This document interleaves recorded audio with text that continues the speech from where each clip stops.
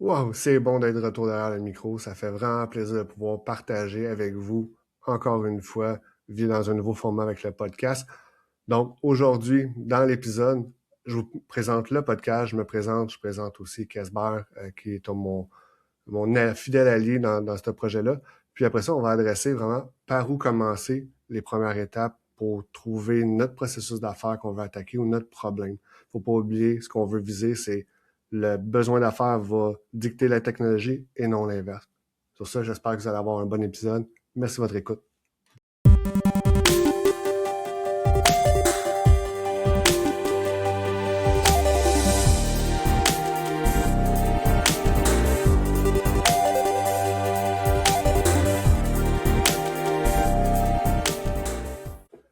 Merci de vous joindre à cet épisode de Plus 1, le podcast de la réalité technologique en entreprise.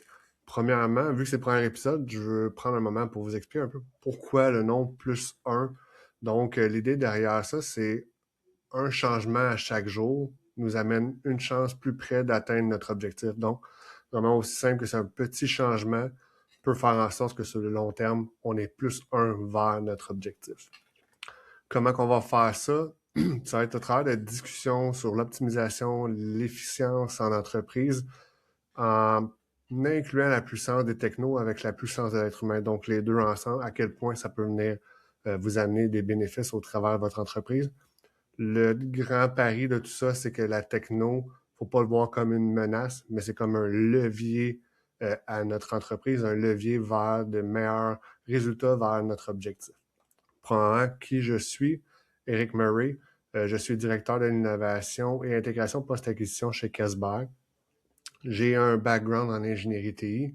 Depuis 2018 environ, j'ai un focus sur les données, la gestion des données en entreprise, l'intelligence artificielle, l'automatisation, l'intelligence artificielle générative et depuis un certain temps, tout ce qui est agentique. Dans mon quotidien au travail, j'accompagne les entreprises pour les aider à aller chercher des gains en efficacité dans leur processus en entreprise avec l'introduction efficace de technologies et d'outils. Quand je veux vraiment mettre le focus sur efficace, on ne met pas de la technologie pour le juste mettre de la technologie, on va aller chercher des bénéfices, on va faire le choix des bonnes technologies. Euh, pour moi, c'est un retour derrière le micro. J'avais une autre version du podcast avant. Pourquoi je retourne derrière le micro? J'avais envie de partager avec vous plus de choses que le format typique de post LinkedIn ou des conférences que j'ai données qui sont 20 à 25 minutes.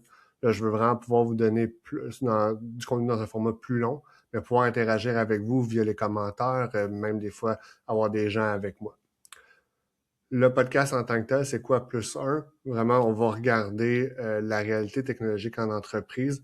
On va vraiment focuser sur l'intégration des données, l'innovation, le leadership, l'IA, l'automatisation. L'idée, c'est de vous le présenter d'une manière que il n'y a pas un jargon technique. Vraiment, c'est du concret que vous puissiez bien comprendre la situation, bien comprendre ce qu'on vous parle, vous donner des outils dans votre quotidien. Qu'est-ce qu'on va parler plus spécifiquement? Bien sûr, l'intelligence artificielle et l'automatisation, c'est les éléments clés pour aller chercher de l'efficience et de l'optimisation dans notre entreprise. Mais aussi, on va regarder aussi tout ce qui est données, prise de décision autour des données, vraiment avoir une idée de qu'est-ce qui se passe dans notre entreprise, avoir un élément de la vérité, une seule source de vérité. Puis tout ça ensemble, on va pouvoir aller chercher des gains en efficacité, aller chercher de la productivité. Par le fait même, j'espère pouvoir vous aider à avoir une culture d'innovation, de leadership, du changement. Ces outils-là ont vraiment un gros impact chez vous. Euh, Ça va faire en sorte que les gens vont devoir innover, vont devoir changer, donc vraiment avoir un bon leadership avec ça. Puis qu'est-ce qu'on va parler aussi? On va parler de vrais cas, donc ce qui marche, ce qui dérape, les vraies décisions. On va parler de nos erreurs et nos succès en toute transparence. Le format en tant que tel des épisodes, j'en vois deux. Un où que je fais vraiment un sujet précis que je vais adresser par moi-même, un peu comme je fais aujourd'hui. Mais dans d'autres cas, on va avoir des invités avec qui on va pouvoir parler de leur réalité, qu'est-ce qu'ils ont vécu dans certaines situations, leur échec, leur succès, les bénéfices qui ont été cherchés. Vraiment une manière de partager l'information avec vous.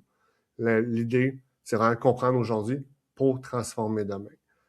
Le podcast en tant que tel s'adresse à Toutes personnes qui sont intéressées à la technologie ou à aller faire des gains d'optimisation dans leur entreprise, mais aussi on touche beaucoup les dirigeants, les gestionnaires, les professionnels en TI, puis comme je disais, tout curieux de venir voir qu'est-ce qu'on peut parler, qu'est-ce qu'on peut faire, vraiment de venir vous aider dans votre quotidien. Ce que j'espère, c'est à chaque fin d'épisode, vous allez pouvoir partir avec des idées applicables immédiatement, dès que possible dans votre entreprise. Je vais aussi parler de Kesber. Kesber est mon fidèle présentateur et aussi mon employeur. Donc vraiment, Kesber, c'est une firme de spécialistes TI, tant du côté de services infogérance que du côté de développement sur mesure. La mission d'entreprise s'enligne vraiment avec ce que je cherche à faire, donc vraiment avec notre pouvoir, nos compétences, d'amener des solutions innovantes aux entreprises pour optimiser leur productivité et mobiliser les équipes. Donc vraiment, les deux ensemble font du sens. Puis, je pourrais pas faire ce genre de création de contenu-là sans son appui quotidien. Donc, si vous voulez rien manquer par la suite, vous pouvez vous abonner. Le podcast va être sur Spotify et sur YouTube. Laissez vos questions, commentaires vraiment à n'importe quelle vidéo. Je vais toutes les lire, je vais répondre à la mesure du possible. Vous pouvez aussi m'écrire en privé. L'idée, c'est je veux nourrir vos besoins, je veux nourrir ce que vous voulez savoir. Puis en même temps, si vous voulez participer, écrivez-moi, ça me faire plaisir de pouvoir vous ajouter dans un des épisodes. Donc aujourd'hui, c'est le premier épisode. Ce que je veux faire avec vous, c'est de regarder par où commencer. Donc vraiment, les éléments, après avoir fait plusieurs conférences dernièrement, les gens sont venus me voir, en fait, comme OK, c'est beau, je comprends certains points, je vois des outils, mais j'ai aucune idée par où commencer. Vraiment, est-ce que je commence par l'outil? Qu'est-ce que je dois faire? Qu'est-ce que je dois trouver? Quel élément qui est important dans mon entreprise qui va avoir un gain? Ou est-ce que je ne vais pas, on va dire, peinturer dans un coin? Ou je vais pas arriver avec un investissement, puis finalement, j'ai pas les résultats que je cherche. Donc, cette question-là, c'est vraiment la plupart des organisations vont se la poser. Puis des fois, ce qui va arriver, c'est qu'on va partir par ce qu'on va dire la mauvaise porte. Dans ce cas-ci, c'est de dire un outil. Donc, vous avez entendu parler d'un outil, vous êtes allé voir une conférence, vous avez une publicité, puis OK, on va acheter l'outil, on va prendre des licences. Puis une fois que vous avez déployé les licences, vous faites OK, maintenant, je fais quoi avec ça? Comment ça s'intègre dans mon entreprise? Puis qu'est-ce qui arrive, c'est que là, maintenant, on arrive à une situation où on essaie de trouver un problème à un outil qu'on a acheté, tandis qu'on devrait trouver un outil aux besoins qu'on a. Donc, vraiment, ce que je veux faire ici, là, c'est de regarder avec vous comment trouver la meilleure opportunité à l'interne, celle qui va vous donner du succès rapide, créer une adhésion dans votre équipe. Puis, faut vraiment que ce soit un projet d'automatisation qui, qui va fonctionner. Puis, il faut vraiment que tout le monde embarque. Pour réussir, c'est un alignement technologique, un alignement des dirigeants, un alignement des gens qui l'utilisent. Donc, à la fin de l'épisode, là, on va avoir une sorte de grille pour trouver votre premier projet. Vraiment, ce qui va vous éviter de frapper un mur dans votre projet ou d'avoir un insuccès. Fait qu'on va mettre toutes les affaires de notre côté. Donc, comme je parlais tantôt, on a la partie de une solution en cas de problème. Quand on dit une solution en cas de problème, c'est, par exemple, on a déployé un outil, on a acheté des licences, puis on met ça là, puis maintenant, on essaie de trouver des problèmes à cette solution-là pour justifier l'investissement qu'on a fait. Quand on fait ça, on fait juste mettre un catalogue de nouveaux outils, de solutions en place sans qu'il y ait nécessairement un gain pour l'entreprise. Il n'y a pas un objectif ou un problème clair qui est résolu par cet outil-là.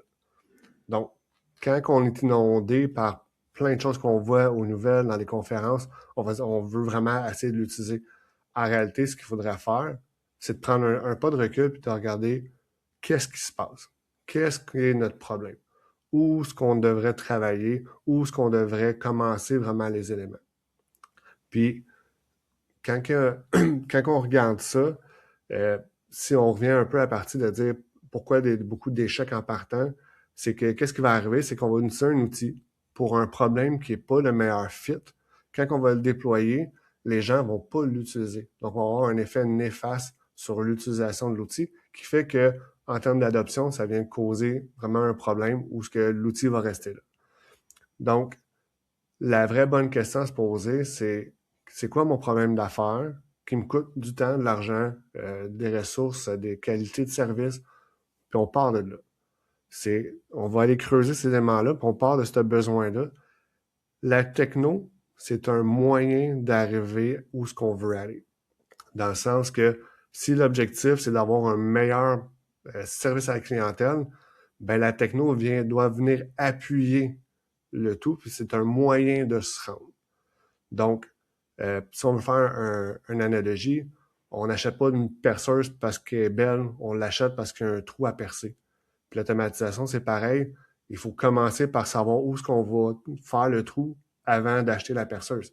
Parce que si on achète une perceuse qui fait juste visser, on est rendu avec un problème, on n'aura pas de trou ou le trou ne sera pas efficace. Donc, si le point de départ, c'est le besoin, comment on trouve le bon besoin parmi tout ce qu'il pourrait avoir dans l'entreprise? Vraiment, c'est un des éléments importants parce que le bien choisir pour commencer peut faire gage de succès pour la suite long terme de tous vos prochains projets. Donc, comment récupérer la meilleure opportunité à l'interne? C'est d'aller voir qu'est-ce qui se passe, d'aller sur le plancher, aller avec les gens, puis aller voir qu'est-ce qui se passe comme situation, c'est quoi les processus. On va écouter les irritants, prendre du temps avec les employés qui font le travail. C'est une des places que vous allez avoir le plus d'opportunités parce qu'ils vont vous parler de c'est quoi leurs problèmes, c'est quoi les irritants, où est-ce que ça accroche, où est-ce qu'ils sentent qu'ils seraient plus efficaces, ou les endroits qui nécessitent de l'amélioration, ou même parfois c'est eux qui vont donner les premières idées d'outils nécessaires parce qu'ils voient leurs besoins. Donc, quand on a ces discussions-là avec les gens, il y a 3 choses qu'on veut garder en tête, qu'on veut prendre en note. Donc, c'est d'identifier les éléments répétitifs. Toujours la même tâche, fait souvent et de la même manière. Donc, beaucoup de répétitions. Après ça, on va regarder qu'est-ce qui est manuel et à faible valeur. Copier des données, transférer des données, envoyer des courriels, créer des rapports, faire du tri, ajuster des choses comme ça. Puis, le dernier point qu'on va regarder, c'est est-ce qu'il y a des règles claires?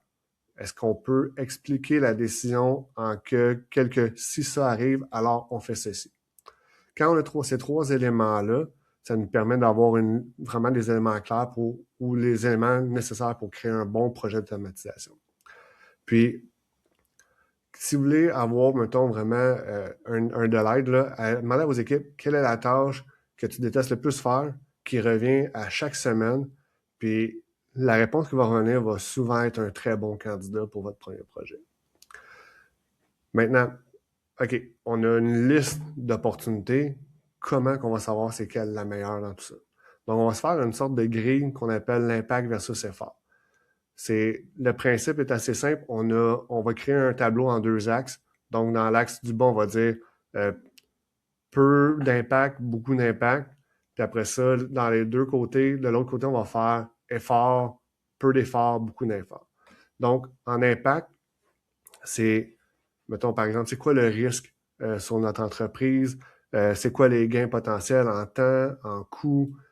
Combien de temps que ça prend? Vraiment voir c'est quoi l'impact sur nos équipes et sur l'entreprise. Donc, plus que le processus a d'impact sur l'entreprise, le plus haut va être. Ensuite, on va voir les efforts. À quel point c'est facile à automatiser ou à mettre en place un outil pour résoudre le tout. Fait que le plus rapidement et le moins coûteux, ça va vers le bas. Après ça, tout ce qui est plus cher et plus coûteux va aller vers le haut. Donc, on va avoir 4 cadrans. Dans un des cadrans, on va avoir fort impact, faible effort. C'est le point de départ. C'est vraiment la place où commencer. Ça a des impacts vraiment importants pour votre entreprise, puis les efforts sont faibles. Ce qu'on va appeler dans le jargon les quick wins. Ça pourrait être de mettre en place un outil qui prend des notes pendant les appels, avoir un outil qui permet de gérer les courriels, des réponses automatiques.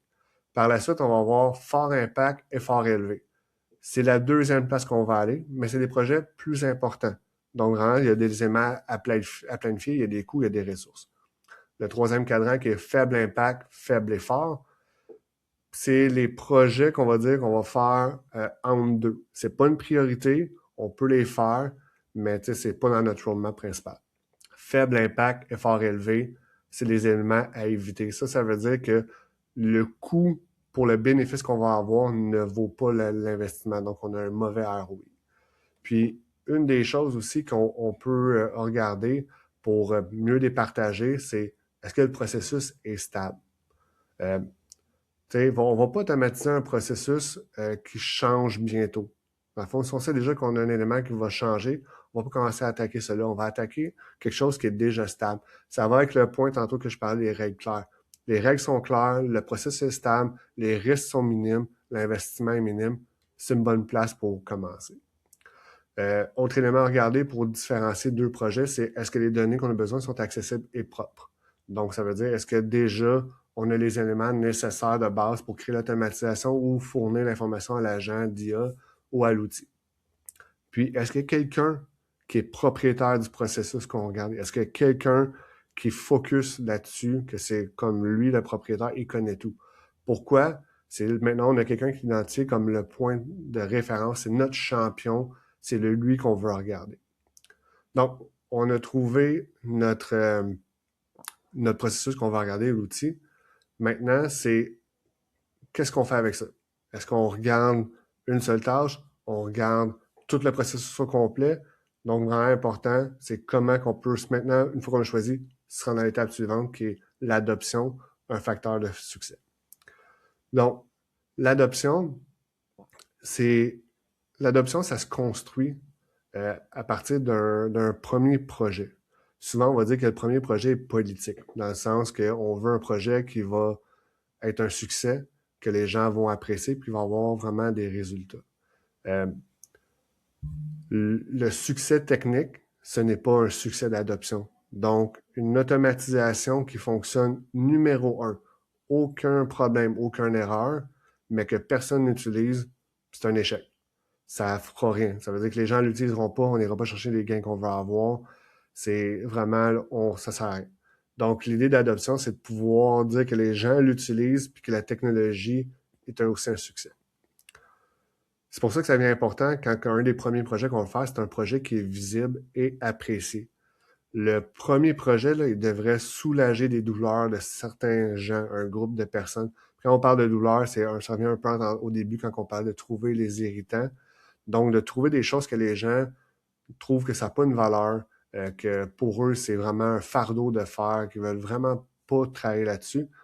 Ben, ce que ça va faire, c'est que c'est un succès pour eux. Ils vont bien en parler. On va avoir une adoption beaucoup plus élevée. Puis maintenant, les gens vont avoir un certain niveau d'appréciation de leur travail. Les tâches qui sont difficiles ou on va dire pas agréables à faire vont avoir été retirées. Puis maintenant, ils vont pouvoir focusser sur leur travail. Puis une des choses qu'on veut faire aussi, c'est d'impliquer les gens dès le début. Le plus tôt on entre quelqu'un dans le processus, quand tantôt on parlait de trouver le propriétaire ou le champion, le plus tôt on les amène dans le processus, le plus près on va être de la réalité.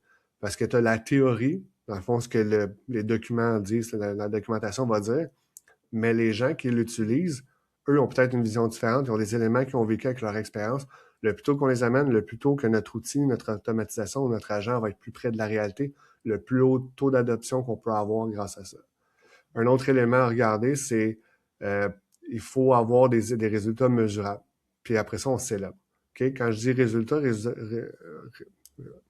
mesurables, c'est qu'il faut avoir identifié, OK, si on fait ça, on va aller chercher, mettons, 10% d'amélioration dans le temps. Si on prend un petit exemple, une tâche, on va dire, prend 5 heures par semaine, puis après, ça prend 30 minutes, ben maintenant, on vient de dire qu'on a libéré 4h30 de quelqu'un qui a maintenant de la valeur ajoutée, puis il faut vraiment reconnaître le tout, puis faire comme « wow, c'est vraiment un beau succès ». Une des choses aussi qu'il ne faut pas oublier, c'est que le changement, ça peut être difficile. Donc, le plus petit qu'on commence, avec une petite chose, puis livrer vite, ça va améliorer tout. Mieux vaut livrer une petite tâche qui est fonctionnelle en 3 semaines que d'essayer de livrer le projet au grand complet en 8 mois. Ce que ça fait, c'est que quand on commence à livrer des choses, puis qui fonctionnent, on va créer une vitesse à l'élan qu'on se donne. Donc, le train va prendre la vitesse. Puis, par le fait même, ben, les gens vont commencer à apprécier de plus en plus les éléments. Donc, vont vraiment avoir le gain rapidement, le bénéfice pour eux, puis l'adoption va augmenter dans tout ça.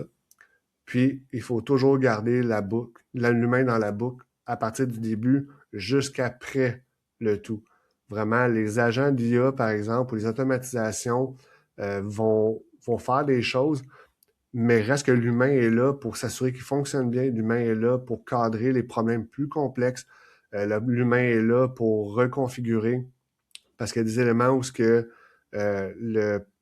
ça fonctionne bien le premier mois, au mois 6, au mois 7, au mois 8, il commence à avoir un relâchement où on va dire le gain est rendu plus petit.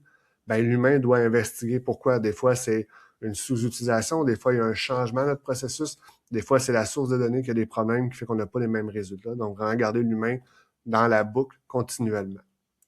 OK. On va parler un peu d'un principe de la démarche en 5 étapes. Donc, vraiment, ce qu'on veut faire, c'est des éléments actionnables. Puis, si vous pouvez partir avec ça à la fin de l'épisode, les 5 points importants, c'est ça. Donc, première chose, partir du besoin. On va lister les irritants, les problèmes d'affaires réels et non de la théorie. Puis, on ne parle pas de la technologie.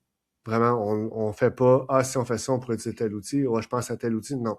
Voici nos problèmes, voici nos irritants, voici où est-ce qu'on veut aller.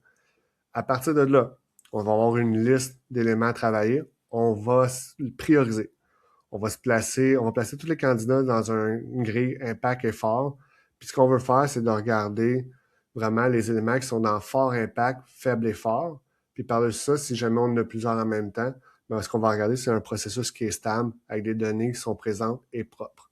Par la suite, impliquer. À la minute qu'on a décidé quel processus qu'on va travailler ou quel problème on va travailler, on va réunir les personnes qui font le travail, qui sont impliquées, puis on va comprendre continuellement le processus, les exceptions, les erreurs potentielles, puis vraiment travailler avec eux. En quatrième étape, on va livrer petit et vite. Donc, vraiment, on va essayer de livrer des petits éléments qui vont amener un gain immédiat, qui va faire qu'on va intégrer les gens, puis le niveau de l'adoption va augmenter avec le temps. Le plus qu'on peut amener des choses rapidement dans les mains des gens, le plus vite qu'ils peuvent le tester, le plus vite qu'on peut avoir du feedback, le moins de problèmes on pourra avoir sur le long terme. Puis finalement, c'est mesurer et raconter. L'idée, c'est de chiffrer les gains qu'on a eus, partager l'information, s'en servir pour le prochain projet. Ça va nous amener vraiment un tremplin de dire « Hey, tout le monde, on est parti de là, on est rendu là. Vous voyez les effets que ça a. Maintenant, on va attaquer le prochain, ça va être ça. » Puis là, ce qui va arriver, c'est qu'il va y avoir un certain momentum, mais aussi au niveau de l'adoption, les gens vont vouloir en prendre plus parce qu'ils vont voir ce qu'est le bénéfice.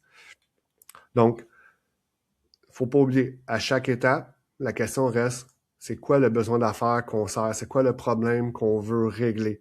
La techno vient après, ça choisit en fonction à la réponse. Donc vraiment, quel besoin d'affaires qu'on veut régler? Voici la solution. Quelle techno répond à cette solution-là pour nous permettre d'atteindre cette solution-là? Donc, comme je disais tantôt, si vous avez à retenir qu'une seule chose à l'épisode, c'est de retenir qu'il faut commencer par le besoin et non par l'outil. Vraiment, besoin d'affaires dicte la technologie, jamais l'inverse. Trouver une tâche qui est répétitive, pénible, à fort impact, facile à régler, impliquer les gens dès qu'ils sont là. Les gens qui réalisent les tâches que vous voulez automatiser ou modifier sont importants. Livrer quelque chose de petit, rapidement, mesurer vos gains. Donc, il faut avoir mesuré avant et après. C'est comme ça qu'on transforme un projet pilote en mouvement. Votre premier projet, euh, pas besoin d'être super impressionnant, il a besoin d'être utile, visible et réussi. Le reste, après ça, ça va suivre. Donc, cette semaine, je vous lance un défi. Posez à votre équipe une seule question. Quelle est la tâche que tu détestes le plus et qui revient à chaque semaine? Notez les réponses. Vous allez trouver votre premier projet à cette place-là. Donc, on se retrouve au prochain épisode. D'ici là, partez du besoin. Merci d'avoir écouté. Bonne journée.